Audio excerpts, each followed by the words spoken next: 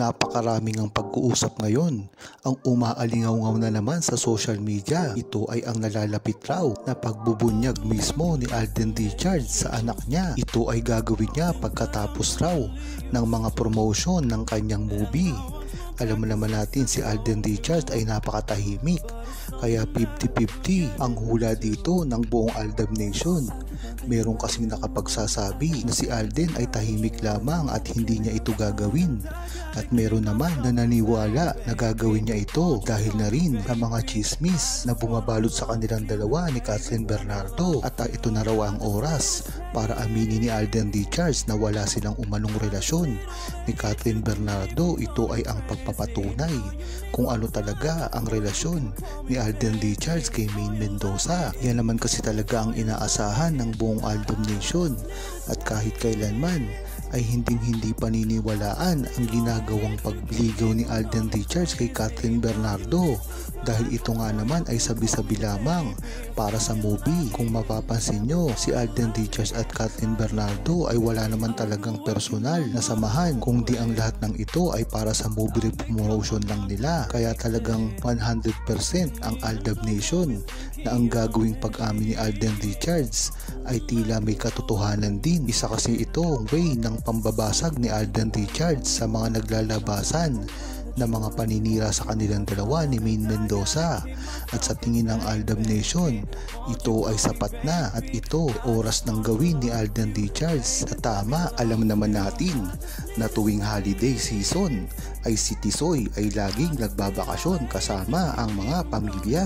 Ngunit iba na ngayon, meron daw siyang gustong makita at gustong makasama sa pagbabakasyon nila. Nalaman daw ito ng isang Aldab Nation nang mismong tanungin niya si Alden Richards. At ang malaking tanong dito, sino pa ba ang gusto niyang makasama? Lahat na nga yata ay nakikita niya. Marami ang naghihinala na ito ay si Maine Mendoza, dahil nga naman hindi sila neto madalas magkita, dahil na rin sa kanyang mga proyekto na napakadami. Mga movie ngayon na talagang ang iisa lang ang kanyang nakakasama, at ngayon nga ay napakagandang pagpapahinga nito kay Alden Richards. At kung matatandaan nyo rin, talagang nagkakasabay sila ni Maine Mendoza ng pagbabakasyon. Kaya talaga ang hinala ng buong Aldab Nation at ng mga malalapit kay Maine Mendoza at Alden Richards na ito ay magbabakasyon kasama si Maine Mendoza. Hindi na rin kasi ito maitatanggi pa, dahil nga naman sa mga sumunod na mga araw ay makikita natin kung ano talaga ang balak gawin ni Alden Richards at Maine Mendoza. Iisa lang naman ang malimit na pinupuntahan nila, walang iba kung hindi ang Japan. Kaya nga ng mga taon na nakalipas ay hindi rin ito nalalaman ng buong Aldab Nation, at nakakita na lang ito ng mga resibo na talagang sila ay nagsama, bagamat nagtatago sila dati. Umaasa ang Aldab Nation na ito ay mapapakita na nila sa publiko ngayon, lalong-lalo na usap-usapan din ang gagawin nila na proyekto. Dapat nga ay magsalita na rin si Maine Mendoza sa nangyayari sa kanilang dalawa ni Alden Richards, dahil hanggang ngayon ay napakarami pa rin na paninira ang talagang bumabalot sa kanilang relasyon. Isa na nga rito ang mga issue patungkol kay Alden Richards, at sa napapabalita na siya na ay ang boyfriend ni Kathryn Bernardo, na wala namang sapat na dahilan o katibayan ang bumubuo dito. Ang mahalaga dito ay talagang nandyan si Maine Mendoza at Alden Richards para sa isa't isa. Kung matatandaan nyo ay talagang ganyan naman talaga ang nangyayari kay Maine Mendoza at Alden Richards. Sa simula pa lamang, napakaraming kontrobersya na rin ang bumabalot sa kanila, hindi lang patungkol sa mga leading lady nila o leading men, kung hindi sa mga totoong buhay na rin. Marami naman kasing nakakasama si Alden Richards na mga katrabaho niya, lalong-lalo na ay parte siya ng GMA. Kaya kung mapapansin mo, lahat na lamang ang mga babae ay gusto siyang makatrabaho. Kung talagang titignan mo lamang sa internet, kahit ang mga Viva Max babes pa at ilan sa mga artista ng ABS-CBN at mga independent artists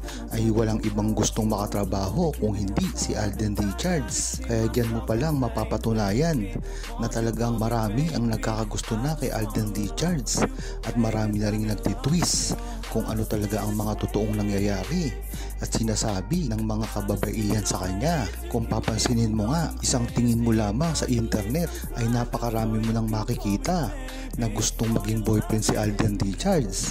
Tinatawag siyang maging boyfriend, tinatawag siyang asawa at iba't iba pa. Kaya hindi na rin malayo na ganyan ang nangyayari kay Alden Richards at Maine Mendoza ngayon.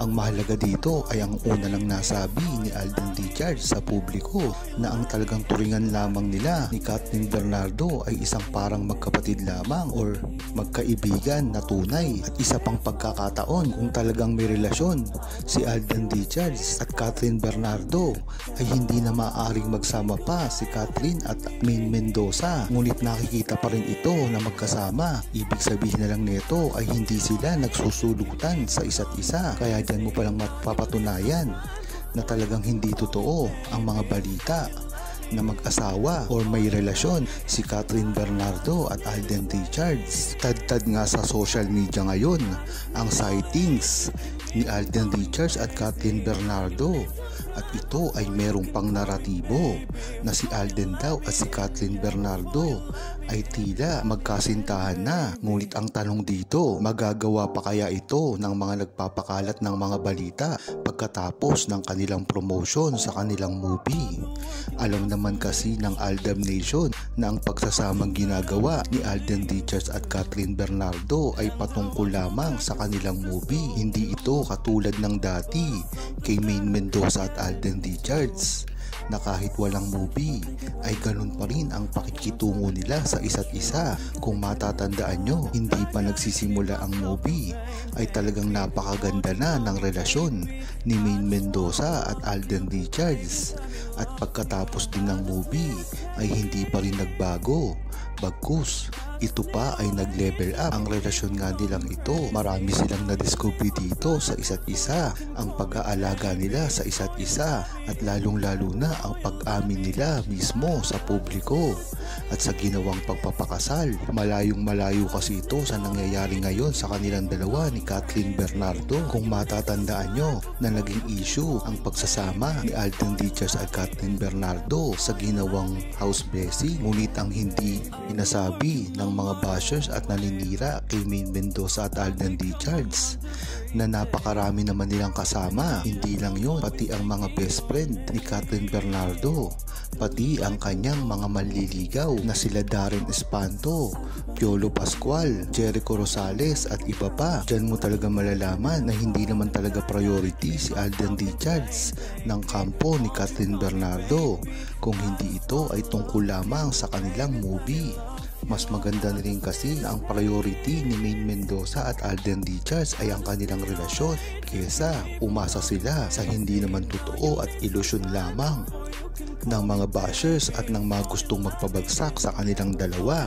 Yan lang naman talaga ang dahilan kung bakit naglalabasan ang mga ganitong balita na alam naman natin ito ay hindi totoo, dahil kilala natin si Alden Richards na talaga namang malapitin sa mga babae at matalungin. Ngunit ang huli dito ay hindi naman nangyayari ang gusto nilang mangyari, na magkakaroon ng kasintahan si Alden Richards, dahil nami-misinterpret lang nila ang pagiging gentleman nito.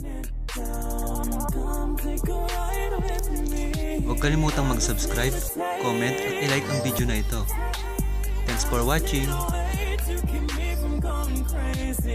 You need some time before you can call me baby, before you love me, yeah, before